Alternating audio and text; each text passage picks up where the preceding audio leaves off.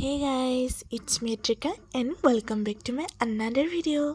আজি আসলতে আমাৰ বদন ছাৰৰ ল'ৰাৰ বিয়াৰ ৰিসেপশ্যন পাৰ্টি আছিল। হেহে আমি আটাইকেইগৰাকী ধুনীয়াকৈ খাজি কাছি বিয়া খাবৰ বাবে বুলি ওলালো। আমাক কেনেকুৱা লাগিছে কমেন্ট কৰি জনাব আকৌ দেই।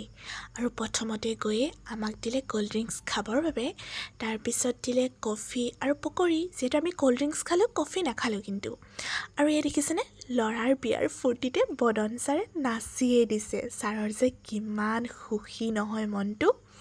তাৰপিছতে আমি আমাৰ মুখ্য কাম মানে খাবৰ বাবে গ'লোঁ। আৰু খোৱাৰ যে প্ৰতিটো আইটেমে খুব টেষ্টি আছিলে। আৰু বিশেষকৈ এই কঁঠালৰ ভাজিখন যে খাবলৈ খুব ধুনীয়া হৈছিলে। পিছে আপোনালোকে এটা কথা কমেণ্ট কৰিবচোন, যদি বিয়াত মাংস থাকে তেতিয়া বাৰু আপোনালোকে মাছ খাই জানো? মই কিন্তু কেতিয়াও ট্ৰাই নকৰোঁ দেই। পিছে মাটন আৰু চিকেন দুইটাই আছিলে আৰু খাবলৈ খুব ধুনীয়া হৈছিলে। আৰু ইয়াৰ প্ৰিয়দৰ্শিনী বাৰ ছোৱালীও গৈছিলে কিন্তু দেই। আৰু তাৰপিছত ডিজাৰ্টত আছিলে হালোৱা আৰু মিঠাই। আৰু ডিজাৰ্টটো যে খাবলৈ খুবেই টেষ্টি হৈছিলে, গম পায়নে? সকলোৱে কৈছিলে। তাৰপিছত আমি খালোঁ আইচক্ৰীম, যিহেতু গৰমৰ বতৰ আইচক্ৰীম নাখালে ভালেই নালাগে। আৰু শেষত এখন মিঠা পান খাই আমি খোৱাৰ ৰুমৰ পৰা ওলাই আহিলোঁ।